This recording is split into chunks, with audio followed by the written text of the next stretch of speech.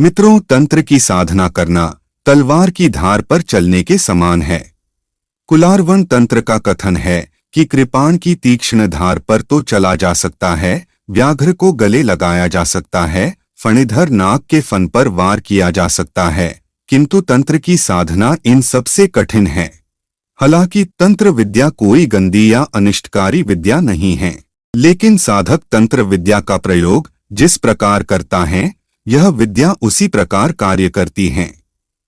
उदाहरण के लिए मान ले कि आपके हाथ में एक लाठी है। आप इस लाठी का प्रयोग दो तरीके से कर सकते हैं।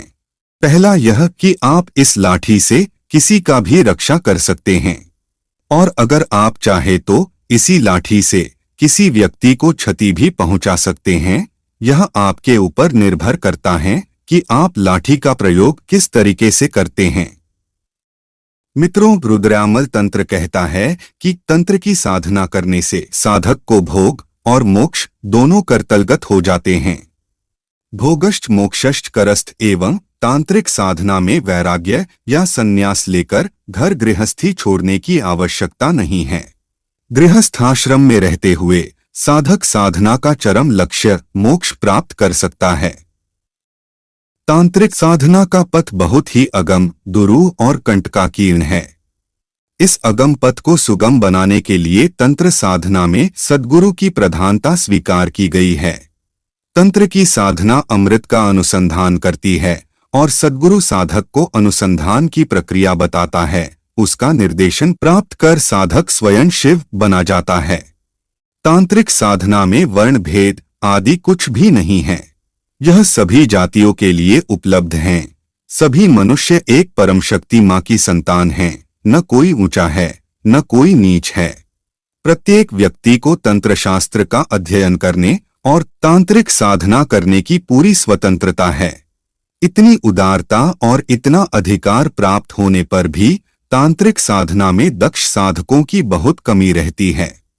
इसका कारण यह है कि तंत्र शास्त्र का सिद्धांत है, देवता बनकर देवता की उपासना करनी चाहिए, अदेव बनकर नहीं। इसकी साधना बहुत ही कठिन तरीके से किया जाता है, लेकिन कुछ लोग इसका प्रयोग गलत तरीके से करते हैं, जिसके कारण लोग इसे पाखंड समझने लगे हैं।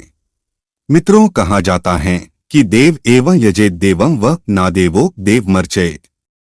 इसका तात्पर्य यह है कि साधक को पहले अंतबाह्य शुद्धि करके दिव्य भाव दिव्य गुण संपन्न बनना पड़ता है। यह सर्वसाधारण के लिए संभव नहीं होता है। जीवन के प्रत्येक क्षेत्र में तांत्रिक साधना की अभिव्याप्ति है।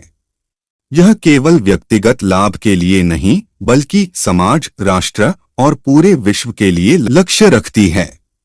तांत्रिक साधना के अंतर्गत रासायनिक क्रियाओं द्वारा धातुओं को बदल देने, नवीन कल्पित रत्नों का निर्माण करने, अमूल्य यंत्रों के वह निर्माण करने और अन्न वृद्धि कारक, पुरुषार्थ वृद्धि तथा आयु वृद्धि के अनेक प्रयोग हैं। शत्रु राष्ट्र पर विजय प्राप्त करने तथा अनावृष्टि, उत्पात, महामारी, महर्घता आदि के निवारण के लिए तांत्रिक साधनाएं अमोघ सिद्ध हुई हैं। मित्रों, साधना के 4 योग होते हैं। पहला है मंत्र योग, दूसरा है हठ योग, तीसरा है राजयोग और चौथा है लय योग। हम इन चारों योग के बारे में हम अपने अगले वीडियो में विस्तार से बताएंगे। अभी आप इसे संक्षेप में समझे। तो मित्रों, तांत्रिक साधना में इन चारों योगों का उपयोग किया जाता है। मंत्र योग में किसी देव प्रतिमा का, हठ योग में ज्योति का, राजयोग में अद्वैत ब्रह्मा का और लय योग में बिंदु का ध्यान किया जाता है। अपने इष्ट देव में लीन हो जाना ही तांत्रिक साधना का चरम लक्ष्य है। इस लक्ष्य की सिद्धि उक्त 4 योगों द्वारा की जा सकती है, किंतु लय योग से सुगमता पूर्वक लक्ष्य सिद्धि प्राप्त होती है। राजयोग की कोई साधना नहीं होती, वह एक अवस्था विशेष है। लय योग की साधना के द्वारा जब साधक अपने इष्ट देव में लीन हो जाता है, तब वह अद्वैत ब्रह्मा में रमण करता है। राजयोग की यही सिद्धावस्था है। साधक जिस देवता की साधना करता है, साधना सिद्ध होने पर वह उसी देवता का स्वरूप बन जाता है। शाक्त तंत्र दर्शन के अनुसार साधनावस्था को द्वैत और सिद्धावस्था को अद्वैत माना गया है। द्वैत को अद्वैत रूप में अनुभव का तद्रूप हो जाना ही तांत्रिक साधना का उद्देश्य है। मित्रों, तंत्र मुख्यतया 3 भागों में विभक्त है, कादी, हादी और कहादी। इन्हें तांत्रिक भाषा में कूटलय कहते हैं। तंत्र आदि महाशक्ति आद्या महाकाली के विषय का प्रतिपादन करता है, वह कादी है। जो श्री विद्या के रहस्य का प्रतिपादन करता है, वह हादी है। और जो तंत्र द्वितीय महाविद्या तारा का रहस्य प्रतिपादित करता है, वह कहादी है। कादी, हादी और कहादी तंत्र साधना के क्षेत्र में मत मान लिए गए हैं। तदनुसार कादिमत, हादिमत और कहादिमत के अलग अलग मंत्र और यंत्र विभक्त कर दिए गए हैं। इन मंत्रों और यंत्रों की साधनाएं भी अपने अपने मत के अनुसार भिन्न भिन्न हैं।